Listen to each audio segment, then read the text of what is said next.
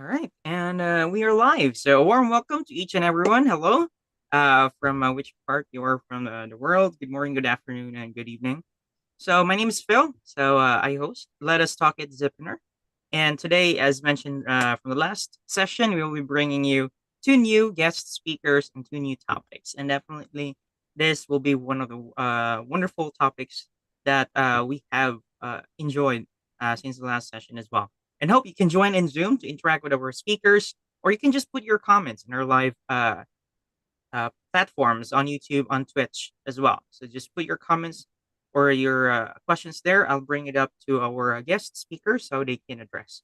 So this initiative is made possible by Cogent Integrated Business Solutions.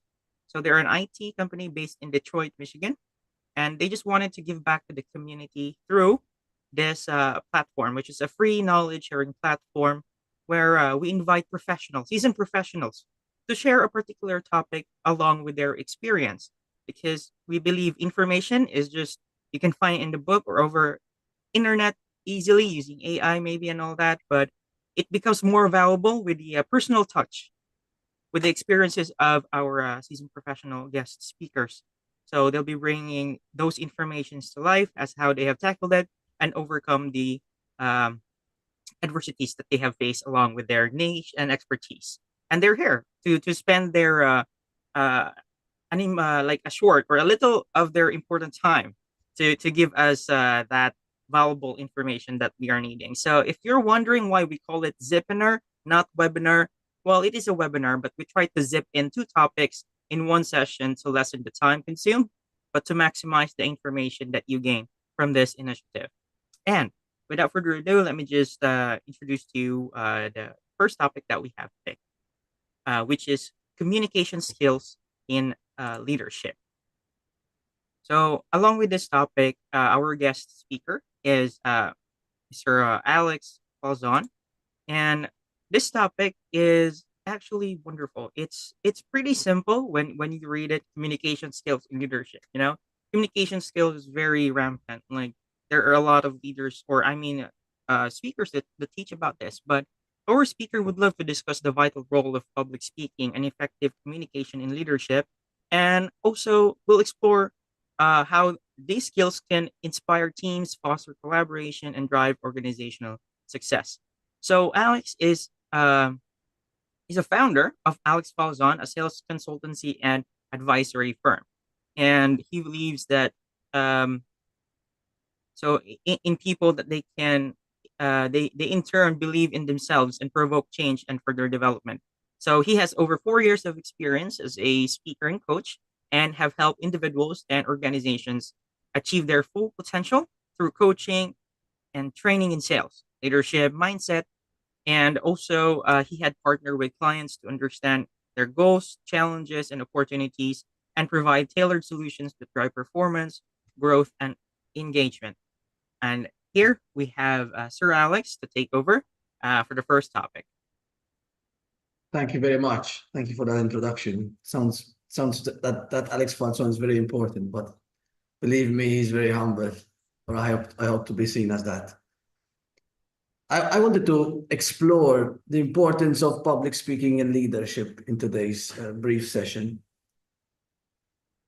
I truly believe public speaking is a leadership skill. And in today's world where people need to be inspired rather than controlled, communication plays a very important role, much more important than it used to be in the past. In today's brief session, we're going to touch upon public speaking and leadership.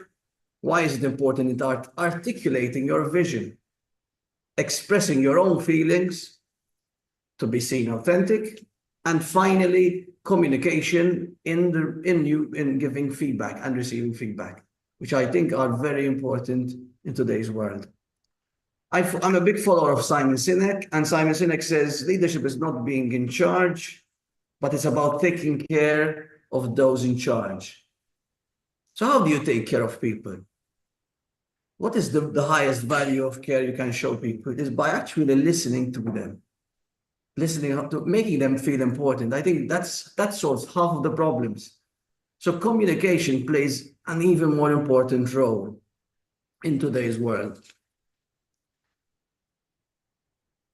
When we come to vision, how important it is that leaders manage to articulate a vision so that these people can see a future that doesn't exist yet. But if you're not great at communication, how can I follow you? How can I follow something which I cannot believe in yet, cannot see yet? So what is vision? Why does communication have to do with vision? Because a great leader is constantly communicating his vision in a way that people can be inspired. And again, as Simon Sinek says, if you have no followers, you're not a leader. So it is very important that we are storytelling. We are telling our people the stories we want them to follow. And as science shows, people remember stories. If you want someone to remember what you said, tell a story. Scientifically, it's proven that when you tell a story, that story can be remembered for days, if not years. So how important it is that leaders are actually telling stories for them to be impactful. If we had to move on to the authenticity, a lot of people speak about authenticity today, how important it is to be genuine. But again, how can we be genuine if we cannot express our own feelings? How can we be seen if we cannot communicate? So again, it goes back to articulation. How good are leaders articulating what they feel, their own thoughts, in order to be followed? Moving on, vulnerability. What is vulnerability? Brené Brown speaks about vulnerability. In order to communicate with someone, you need to be first seen.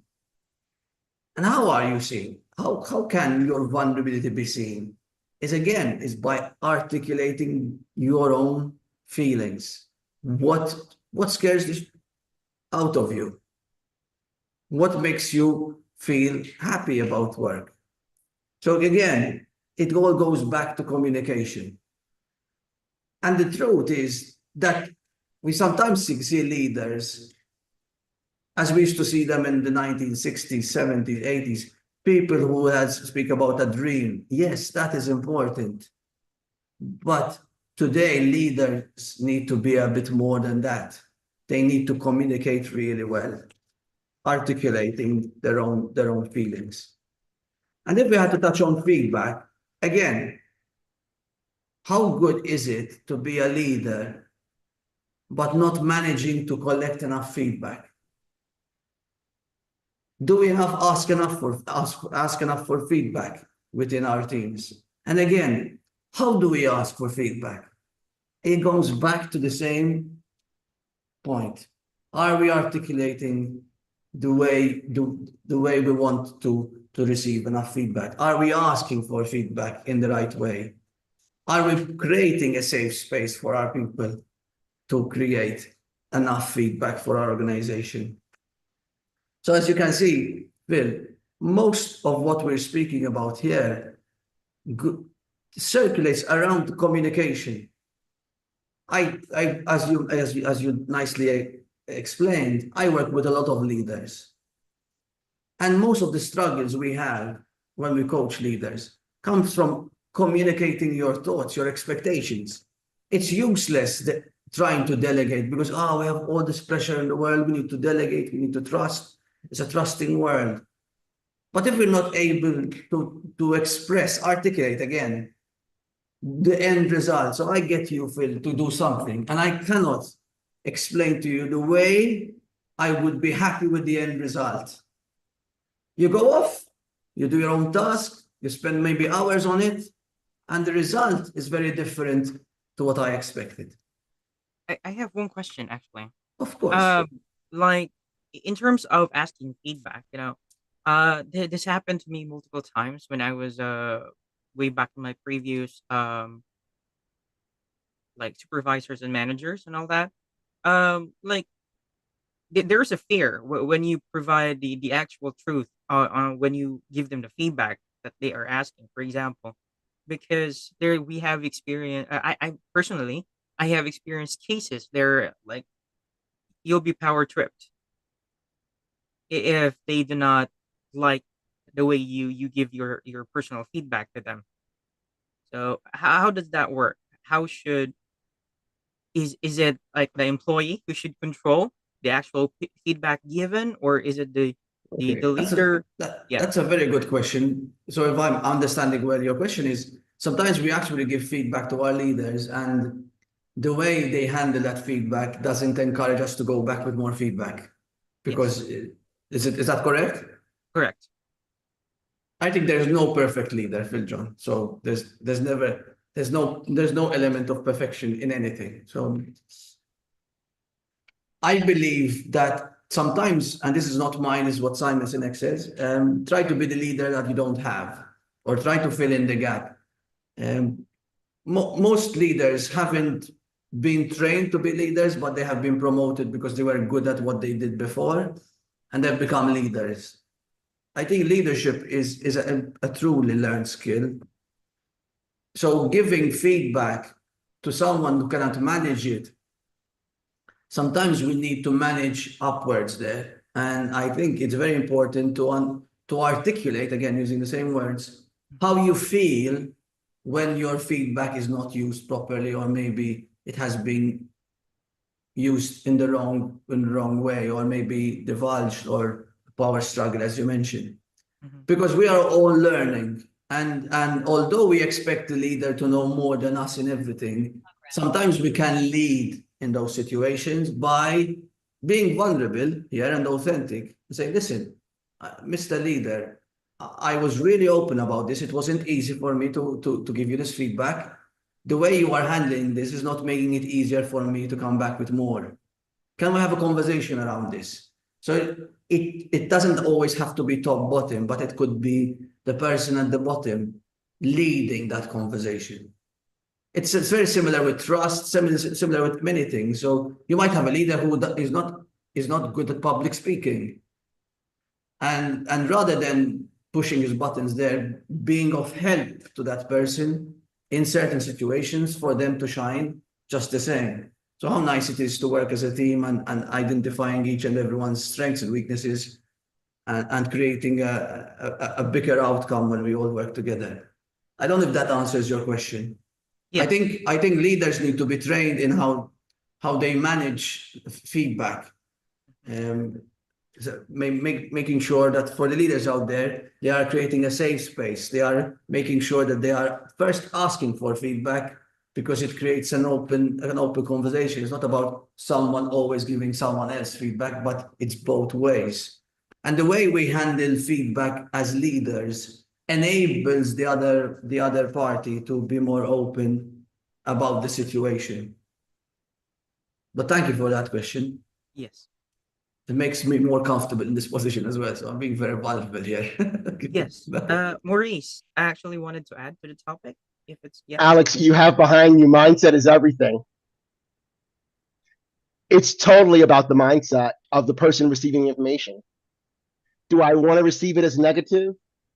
Do I want to receive it as critical? Do I choose to flip it and hear something that I didn't hear in what was stated? So I challenge everyone to also think, change the perception. Perception is key to everything. Thank you, Phil John. That I think and Alex, like it's totally. I love how I can think on the left there's this person walking with a rain umbrella, and on the right there's the person, and that would be me, much more on the right. I'm like just enjoying the rain, whatever it is. Today is today, and that's the perception of how we hear things. and the fact that you say that, Maurice, is very interesting, because in reality, now that I've listened to what you said, it's actually I'm flipping it around here. So I'm seeing another perception.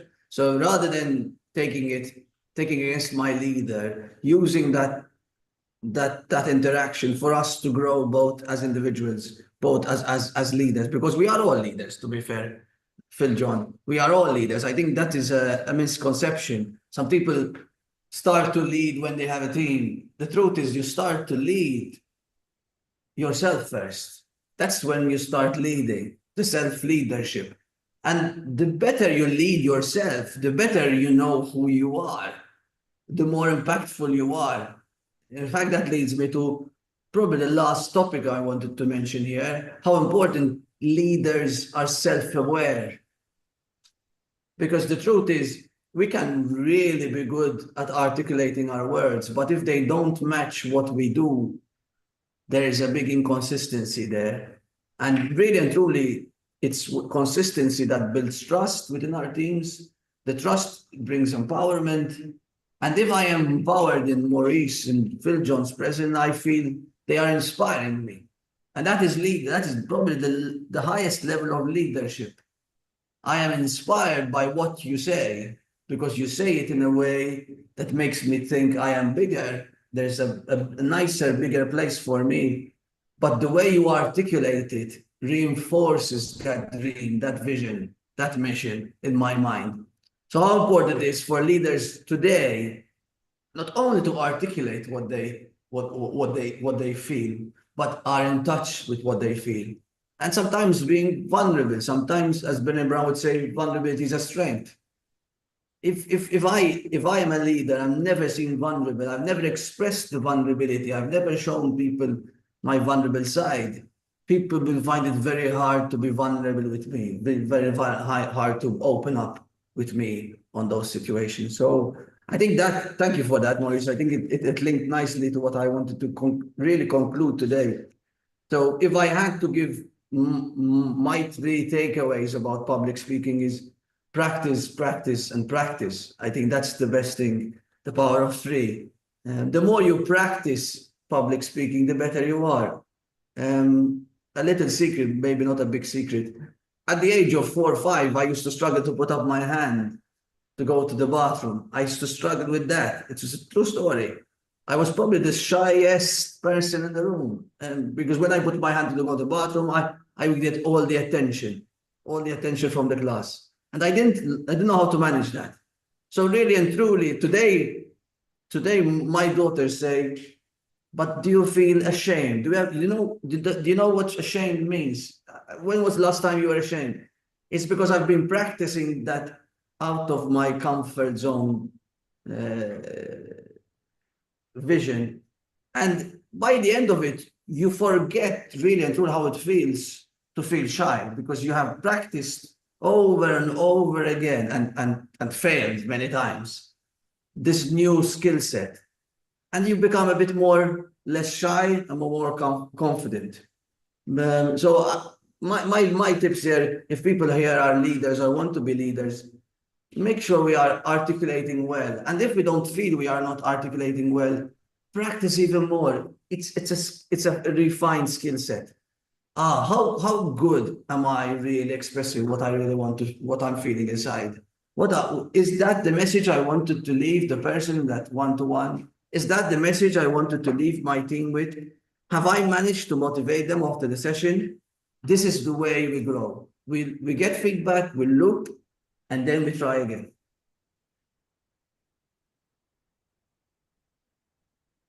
I don't know if you have any other questions, Phil John, but and maybe if I have more time, it's okay. I can. Yes, actually, you have more time. Okay. As well, I shared this one off cam earlier about the challenges or the differences that you see whenever you are like coaching or like lecturing to uh like an audience which is of a younger generation compared to um a, like maybe a different generation, a much older generation, which is they're prominent already in the business industry, for example.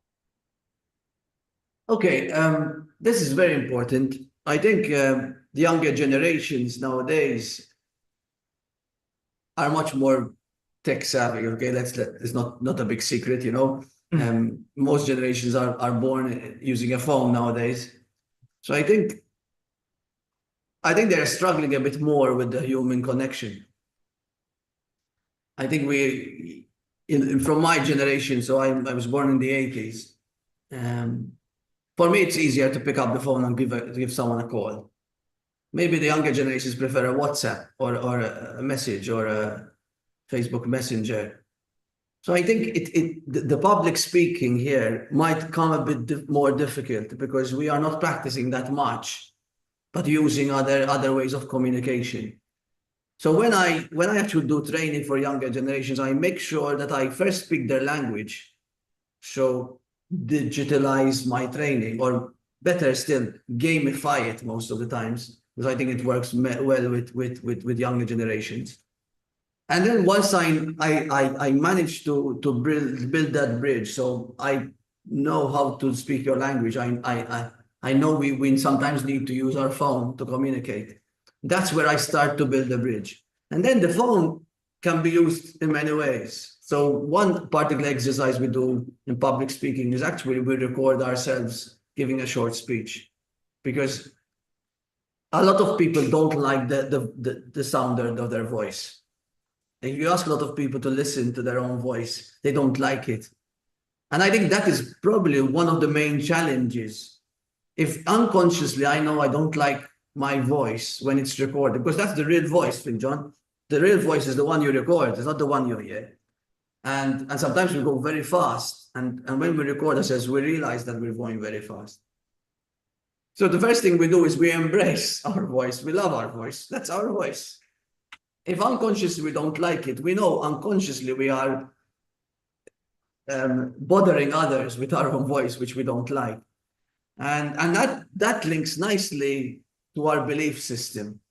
I think most people can do public speaking because they have been public speaking since the age of 0.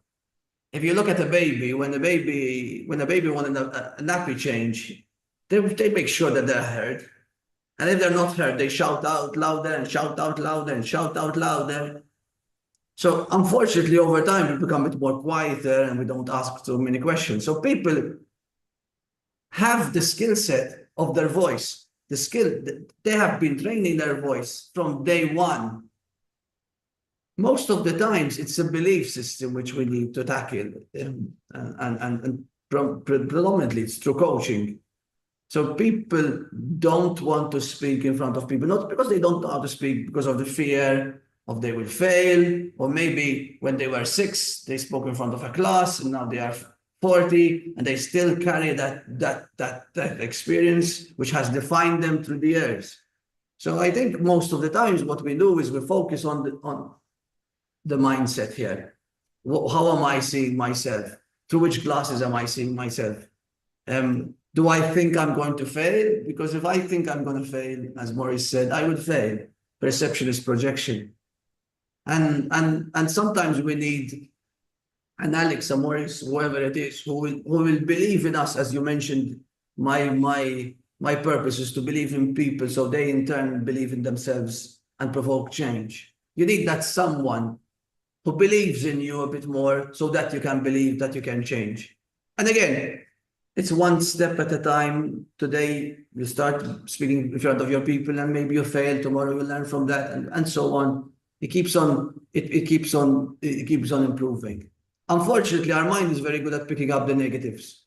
We very often tap ourselves on the back and say, well, you spoke a bit better today. Fantastic. You've created a bit of impact today. Fantastic. It's very hard that you stop and say, did so much progress. Well done, Alex. It's when the people are not listening to you. And again, going back to the mindset. Am I looking at everyone? No, I cannot be looking at. Probably I'm looking at the one who's not listening to me and is playing with his phone. So I reinforce, they're not interested. But if I look at that person playing with the phone and say, okay, he's taking notes because my speech is so exciting, then again, the mindset shifts again. So if I had to conclude, mindset is everything, truly everything. So if you can see, it's always behind me. And in my training, in my public speaking courses, we do as much training as content building, as practicing our speech. And that predominantly is the mindset you are in the moment. If you have a negative mindset, you will say negative words, you will sound negative. If you are in a confident mindset, your tone of voice sounds confident. The words you say are flowing, and the way you engage is much better. So predominantly, we work, yes, on how to structure a story, but also how to make sure you are in the right mindset before you speak in front of people. Already, that's perfect. Wow. Okay, so much experience. Like you're hearing experience from directly from you, Alex. So this is the actual value that we are sharing here in Let Us Talk It. So if anywhere you are right now, if you're seeing this live or if you're in Zoom, help us like disseminate this information if they have missed this very valuable insight sharing. Like share the recorded video from YouTube. Let us talk it. Put it in your socials, or you can do whatever you like with the video. It's up to you, as long as you are able to share this very valuable informations that the our guests are able to share right here in this platform. So yeah, feel free to do so, and that will also give our guest speakers additional visibility by promoting the recorded sessions already. And yeah, hope we can invite more professionals and guest speakers like we have today, and willingly join the platform. So Maurice mentioned we'll be adding additional details, but we'll just have to close the first part, and then yeah, we can do it the first section of your topic, Maurice. So yeah, I can't believe we've used 30 minutes already with just yeah, casually talking and sharing a valuable experience. So that definitely is a wonderful topic, Alex. So Yep. um Thank you do you for have having any me. yeah, do you have any final notes, or if you wanted to share contents about your one-on-one coaching, or where you will be speaking next, maybe someone sees and then they want to go. Thank you for that. I mean, I would love if people if people see this and would like to connect over LinkedIn and maybe follow my content. As I spoke to you originally, I don't do much online nowadays. It's more face to face on this little island called Malta here. Very hot at the moment, so incredibly hot for an October day, and it seems we don't get much winter. So yes, for those watching, if they want more information or want to link up or follow, maybe they can do so through LinkedIn, and I'll be happy to connect. Thank you for that. All right. Thank you so much. And yeah, final thing. Any questions from the attendees? We before we move to the next topic. Thank you, Sriyanka. Great start of the session. Alex. Yo, thank you very much. Okay. Just check live shortly. No questions yet. All right. So as mentioned, please do put Alex Falzon on the search box on LinkedIn. Connect. He is very approachable. Responds almost immediately. Definitely. And yeah, that's how we got Alex to willingly speak in this platform by LinkedIn connection. And yeah, he's very quite quick to approach. So make sure to get that connection sent, so you'll Thank get to you. interact with them. All right, thank you, Alex, for the first topic. We'll move to the second topic that we have today. All right, and yes, the next topic that we have today is Got Goals LLC informs entrepreneurs and sales staff about New York City government sales strategy. So, Got Goals is a company, and about the speaker that we have today, which is Sir Maurice Loriano, and he solves problems like how to become a NYC vendor, where to find government buyers, subcontractors, subject matter experts, and more. And also with this topic, we will learn how to navigate the procurement process from searching to bidding to contract negotiations, billing, and more. So after working as a bit description of their company where clients work with them, and the customers speak eloquently, negotiate with confidence, and build relationships that extend beyond transactions.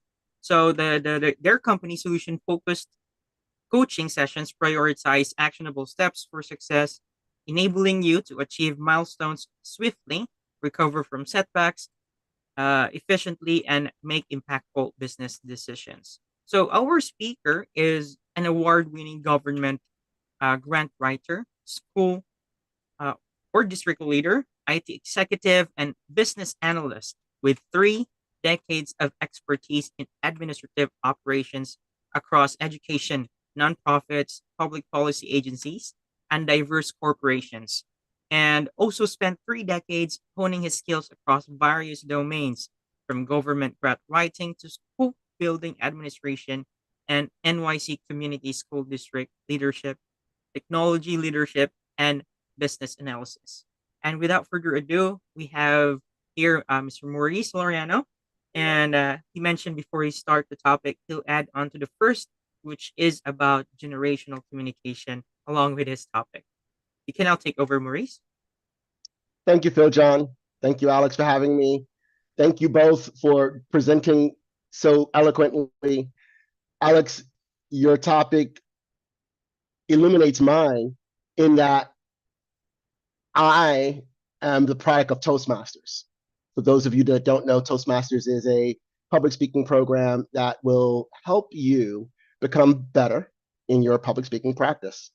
And so a lot of the time, what I realized is that our communication is where things begin and end, right? There's something that you said that just jumped out to me about storytelling. And so I'll start with a story. Working with me is like bustling down the fast lane of a highway towards your destination. I'm not just an equity warrior. I'm on a mission to make a meaningful impact, leaving others touched, moved, and inspired. With a knack of slicing through bureaucratic red tape using tech innovation, I am the GPS that helps navigate the chaos, ensuring you reach your goals efficiently. And so I manage Got Goals, and Got Goals is really about helping people become revenue superstars. There's a way that we use language, and I would think older generations, let's say baby boomers, Gen X, right? Gen X, that's me. We use phrases like burning the midnight oil, jumping the bandwagon. It's about our era, and we tell stories and we share phrases as an older generation that a younger generation might not understand. Because the millennials and the Gen Zs are using internet slang abbreviations. LOL, laugh out loud. FOMO, fear of missing out, right? Do you recognize this? The generations are going to use, you can easily know between an emoji or a phone call. And so a lot of this has to do with the relationship building that I totally subscribe to. One of the things that I'll say is that there are many different business certifications which can help an organization do and be more visible. However, what do you do with that? How do you leverage that? This is the type of strategic communication that I work with people around. And I am very good at helping people understand procurement laws because, as Phil John mentioned, I spent many years in education, from a early teacher to an administrator to a school building leader to a deputy superintendent, ending in procurement officer with a $44 million budget. So I understand the laws and the rules that are preventing small businesses from having success. And my role is to go back and share with you this information, open our network to be more, to learn more, and to be able to provide more for students everywhere. So, John, how does that sound? Does that make sense to you? Was I clearly articulate enough? Yeah, definitely. That's like additional touch to like it's more as you mentioned. There may be some few like slangs or words or phrases that an older generation use that the younger may not understand right now, but how you delivered it might is definitely understandable in both generations. And so what I want to share about Goes LLC and about how we work with clients is we are a management consultancy that looks to empower all voices, specifically small businesses, entrepreneurs, and sales staff, including venture capitalists who are in the ed tech space. Our role is to share information that would help navigate and make the revenue process become a superstar in with information, valuable information that is not often known of. I'll give a small example. So one of my clients is bringing a tech product to market. And the New York City Department of Education recently initiated a compliance requirement, which looks at the different documents that would make sure students are safe and that information is safeguarded. And so it's a stepping point to success that needs to happen, that I work with clients to helping navigate what that looks like and how that sounds and what that needs to be included. Another example of a client, some of the things I work with is where to find contracts and how to get registered. And so it's a matter of understanding the requests for proposal process, the requests for information process, the bidding process. All of these are pathways to funding. Yet at the same time, though, they're very, very convoluted. And what my role is to help entrepreneurs navigate what that looks like and what they can expect and what future can happen with this.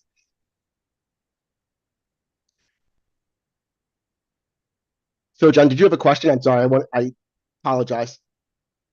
Oh yeah, no, yeah, no, I didn't have any question.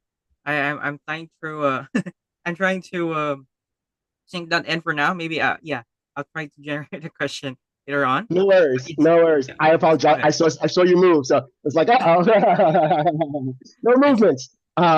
So a little bit about myself. I left the National Football League in 2003 because I was married into a ready-made family with two sons who really were struggling in the local public school. And I realized the public school didn't have the right resources.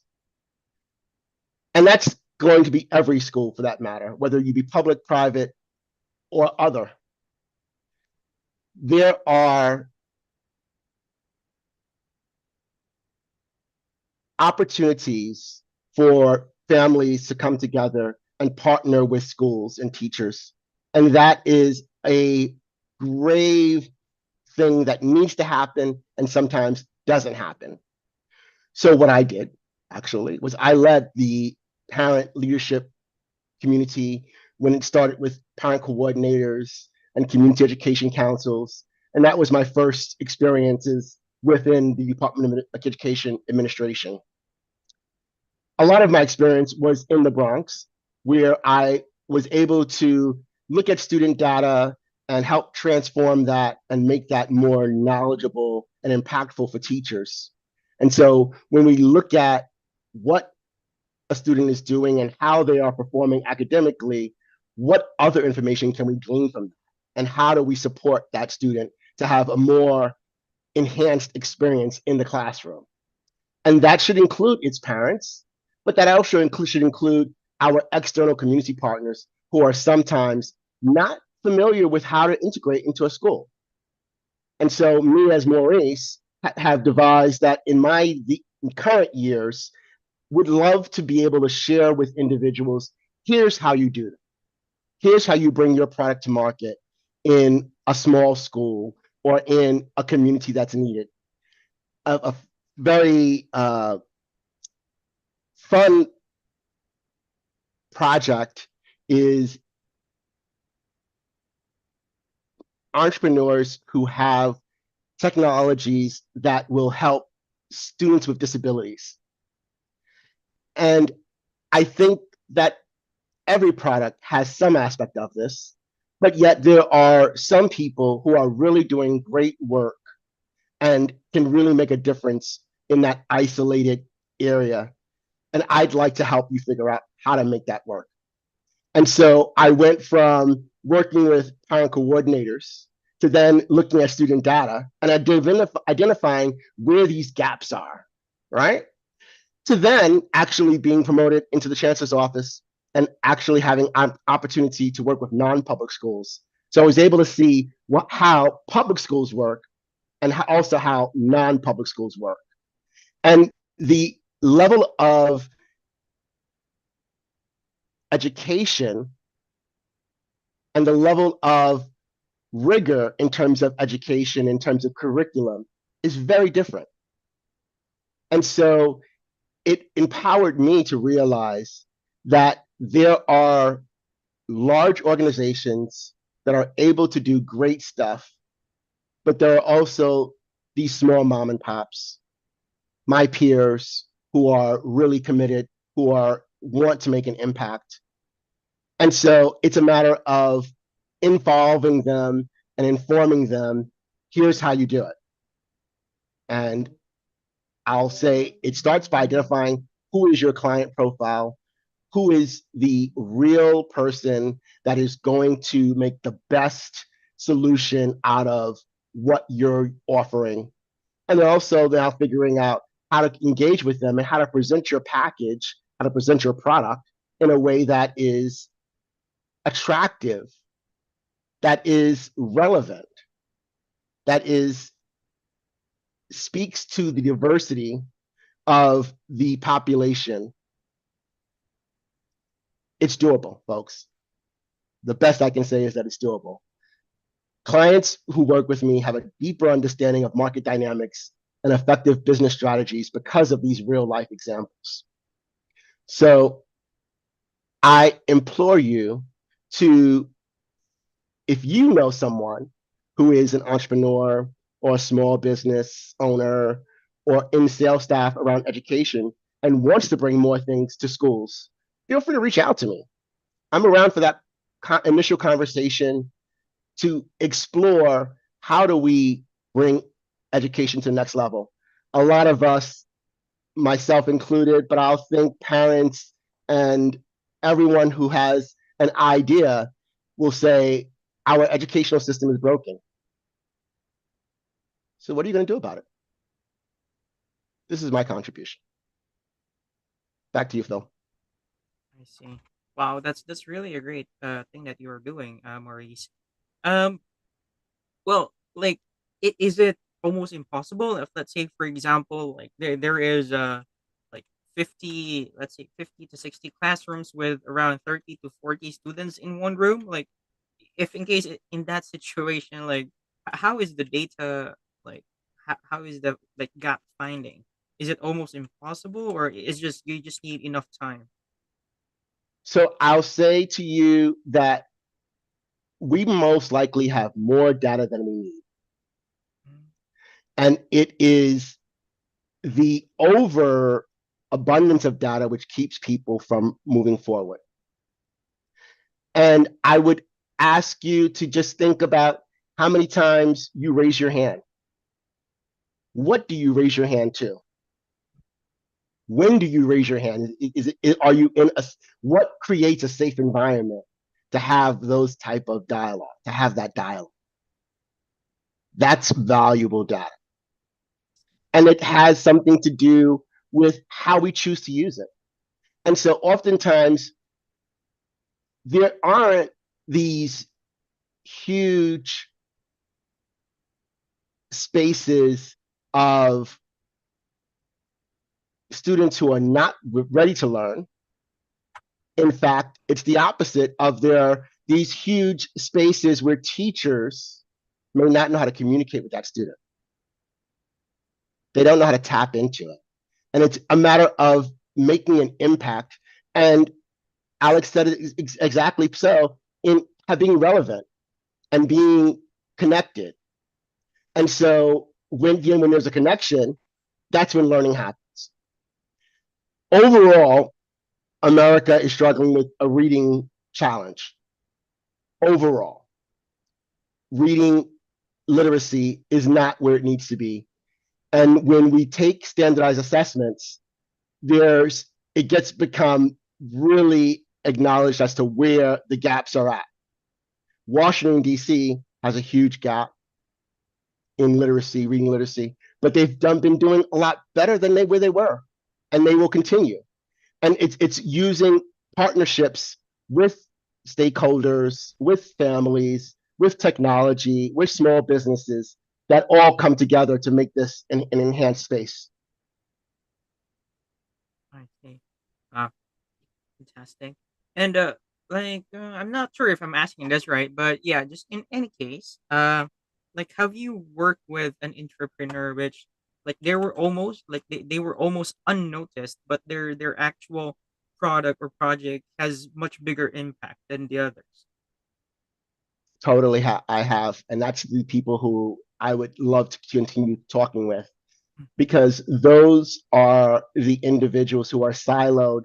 And it's oftentimes happens where I may have a great product, but I don't know how to communicate that to others. So, John, TalkIt is a great product, right? And we share it, and you stream it, and we make sure that other people share it with one another. And that's what I'm looking to have happen with my work at God Goes as well, is to share it with you. Hopefully others hear about it and share it, and it ripples to others.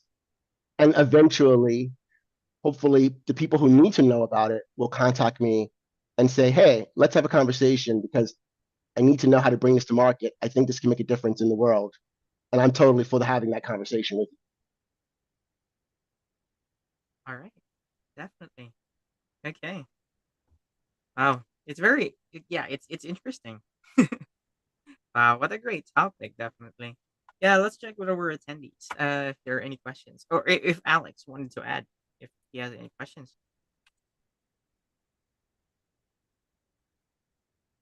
Yes, I might add this. It's funny that Maurice says about Toastmasters, and I'm in a school board at school. So that's I actually am part of the school board, and although Malta is a very small island, there are similar challenges. I mean, the literacy is one of them. We also struggle with that, and there are lots of challenges at the moment in Malta. The teachers' fees have gone up drastically because obviously we're not finding enough qualified teachers because of the salary bracket. So it's put a lot of pressure on the independent schools, and it's always nice maybe to have a conversation with Maurice, and maybe it could be of help to us as well. So I think, as I said in the previous introduction, I do sales training, so I can resonate with what Maurice is saying about how people like Maurice can guide people saving up precious time through experience, and making sure that we are on the right clients, the right track, the right approach.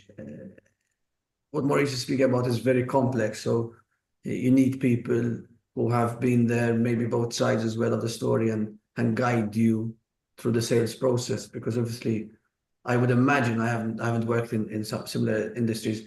The sales cycle is very, very long, and the bureaucracy builds the icing to it. So you need, as a salesperson, as an entrepreneur, need to be really resilient and know exactly, because once you close the client is fine, but between starting off and closing it, there's a lot of pain. There's a lot of pain. You're so right.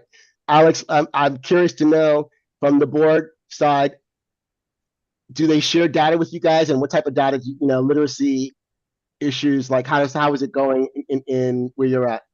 No, we have data. I don't think comparable to what you said, it's not as much as you have, but we do have a lot of data, and we can compare our school data with the government schools, with the other independent schools, and so we would know the rates, the grades rather than the rates of particular subjects.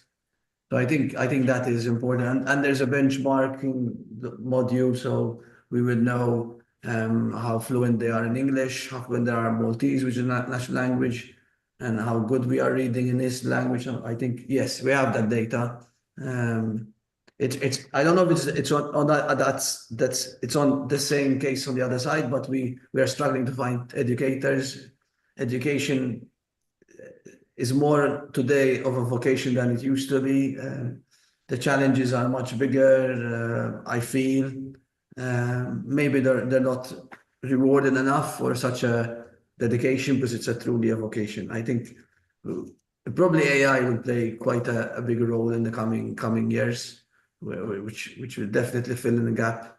We're struggling, for example, to find maths teachers. They don't exist anymore. Wow, that's They interesting. don't, because And obviously a maths teacher would prefer a career in gaming, which is very big in Malta here. So the salaries are tremendously different, and so we're struggling there.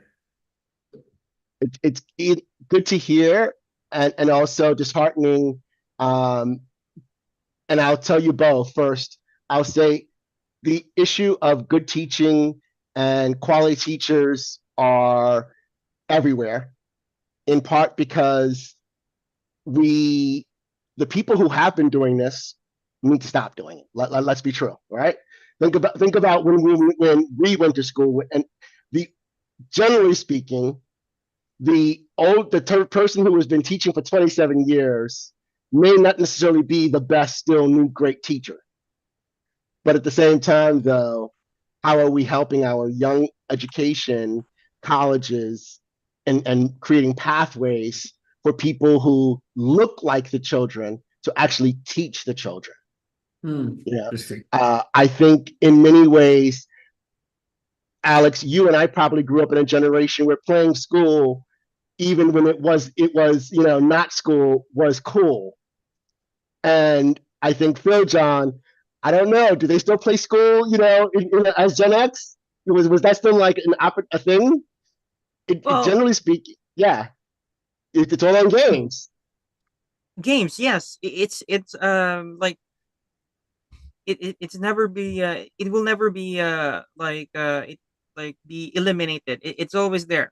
Yeah, it may be like when teaching, like I'm in the psychology. I'm currently taking out my psychology, so there are a lot of games that would promote emotions and anything that would elaborate the actual subject. So it's important. But then outside, in our generations, like outside after school and all that, like de-stressing as they call it, they play online games, like Yeah. stay in computer shops.